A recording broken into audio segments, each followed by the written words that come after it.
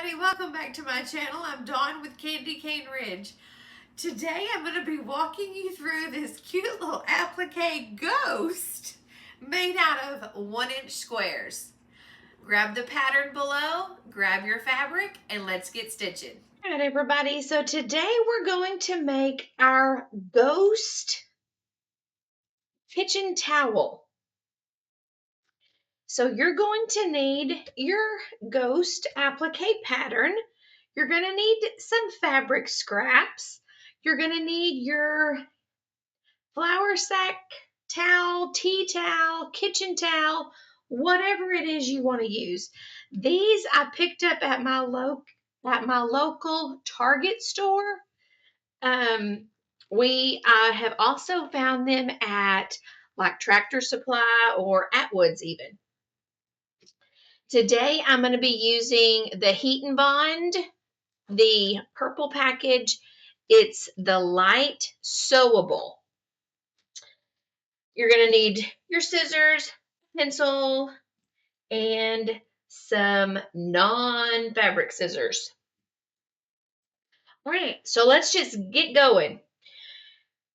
So on your pattern, it's going to come with a cutting diagram and a placement diagram. So for your cutting diagram, you're going to go ahead and take your Heat and Bond, and I'm just going to lay it out, kind of measure it. I'm using my non-fabric scissors, just kind of making like a rough cut.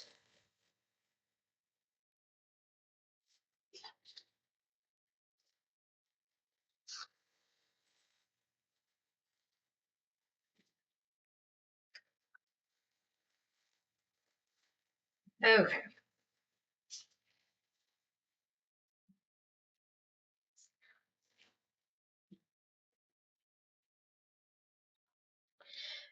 We're going to go ahead and take, and I'm going to lay it down on my little ghost, and I'm just going to trace around it. I'm going to actually trace on the drawn lines. Now, the cutting diagram is actually a mirrored image of the placement diagram. And what that means is basically it's, I guess you could say it's inside out, but it's flipped. Now, I'm not going to cut the eye right now. I'm just going to walk you through how to make the ghost. And if you want to put your eyes on, you can. That's up to you. So let me go back to what the mirror is. So here's your cutting diagram, and its little swag is kind of this direction. But on the placement diagram, its little swag is going in the opposite direction. That's what a mirror image is. Now, I had some fabric in my fat quarter stash that I went ahead and pulled.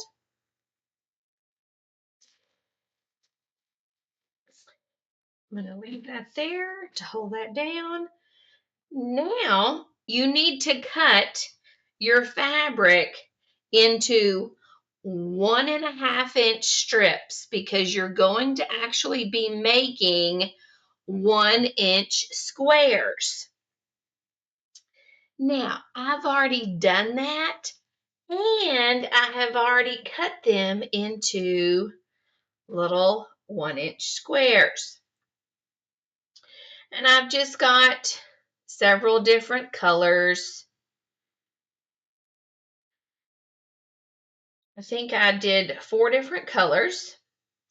And you're actually going to need 100 of them, because here's your little ghost you're gonna be making. Is he not the cutest little thing? So you're going to take all of your little 1-inch squares and you're going to stitch them right sides together, just stitching down the same 1/4-inch seam allowance in whatever order you want. And you're going to actually make a 10 by 10 square. So you're going to have 10 squares across and 10 different rows for 100, because 10 times 10 is 100. So you're going to have 100 little 1.5-inch squares stitched together, making a big enough square to cut out our little ghost. So, for sake of television time, I have already stitched my 100 little squares together. And so now I'm going to show you how to actually attach the fusible to our ghost. Because what we're going to do, we're going to take our little ghost and our little kitchen towel.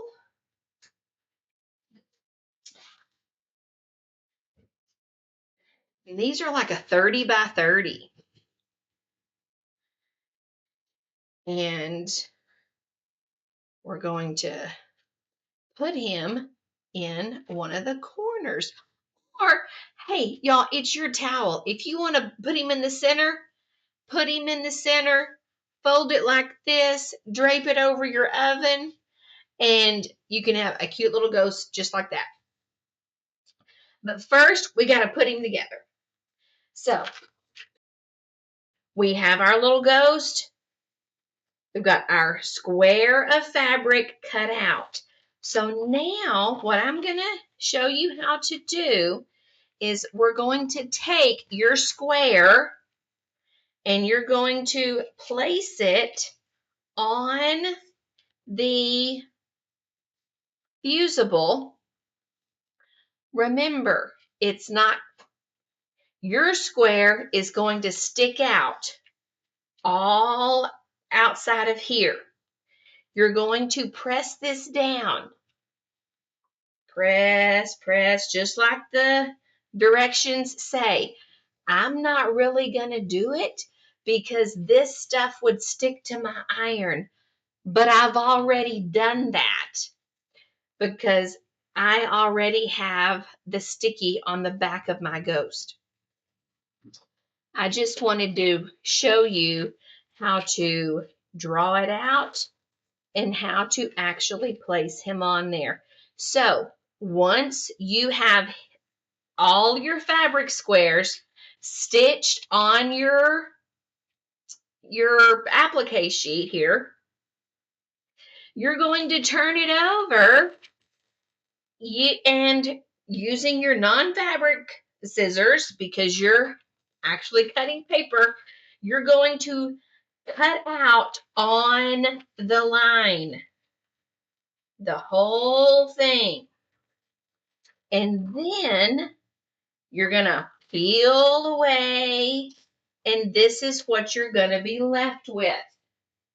Your little ghost with your glue on the back. And he is all ready to go on our, turn this right side, on our kitchen towel.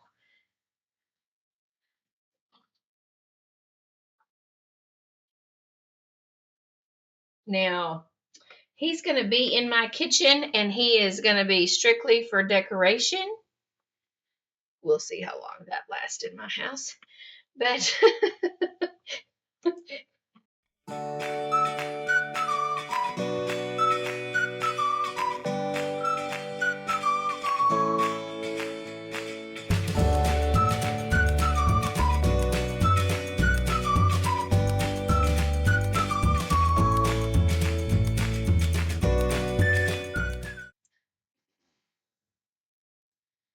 actually going to put him, I think I'm going to put him in the center because I hang my towels over my oven folded in, hanging this direction.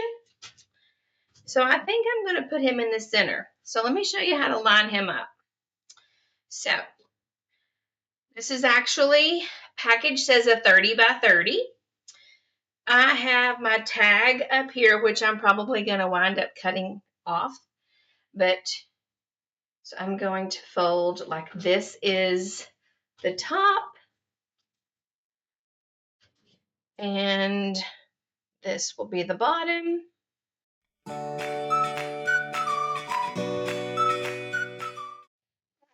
I press right down this seam right here to give myself a center guide.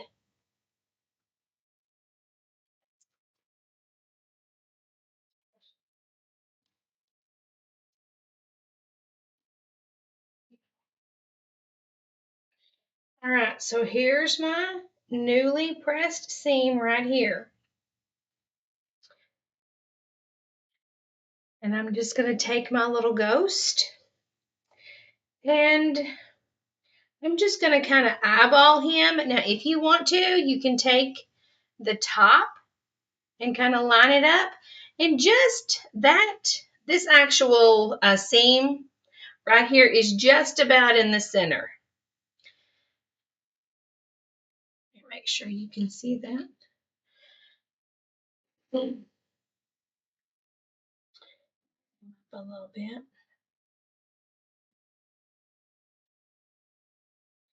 And then, because he has glue on the back, I'm going to press him down and he's going to stay well enough for me to actually put him on the sewing machine. If you do not have the sewable, fusible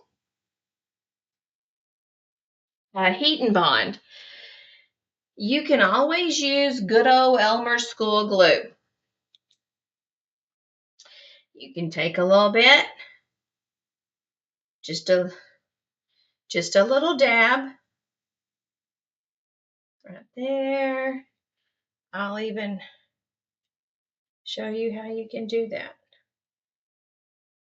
If you've watched any of my other quilting videos, I use Elmer's glue a lot, especially when I'm doing corner square triangles.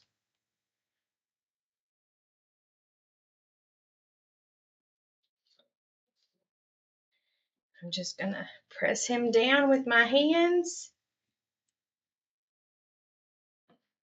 And then we're just going to press. If you think, oh my Lord, that lady's crazy, she's putting Elmer's School glue on there, you are more than welcome to use some pins, some straight pins, and pin it down, because all you're wanting to do is hold it to the fabric long enough so that you can put a stitch around it.